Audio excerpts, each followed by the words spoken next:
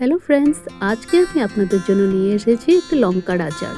এই লঙ্কাগুলো আমি কিন্তু কোনো আসামের লঙ্কা নয়, এগুলো হচ্ছে সিকিমের লঙ্কা। সেখানের স্পেশাল লঙ্কা যেগুলো ভীষণ ঝাল হয়। আমি এগুলোকে এনে ধুয়ে কেটে কাঁচি দিয়ে কেটেছি। কেটে আমি এগুলোকে একদিন পুরো রোদ্রুতে রেখে দিয়েছিলাম।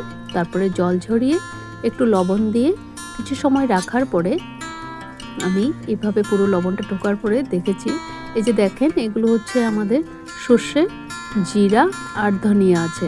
আমার কাছে গোটা ধনিয়া ছিল না, তো গোটা ধনিয়া না দিয়ে আমি এটাতে পাউডারই মিক্স করে দিয়েছিলাম। দিয়ে আমি এটা মিক্সার গ্রাইন্ডারে হালকা হালকা করে একটু গ্রাইন্ড করে নিয়েছি। তারপরে আমি এটা আমার এই যেটা লঙ্কা ছিল এটার মধ্যে দিয়ে দিয়েছি।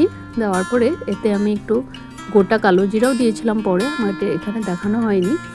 আর এটাতে আমি একটু হলুদ দিয়েছিলাম আর দিয়েছি এই আমার যেগুলো পাউডার বানিয়েছিলাম পুরো পাউডারটা মিলিয়ে দিলাম।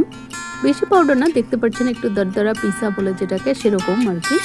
তারপর আমি এটাকে এইভাবে দিয়ে নাড়াচাড়া করে, এটাতে কিন্তু বেশি তেলের প্রয়োজন হয় না। আমি এটাতে কি করেছি, এইভাবে নাড়াচাড়া করে একটু সময় রেখে পরে আমি এটাকে কাচের জারে অ্যাড করে দিয়েছি।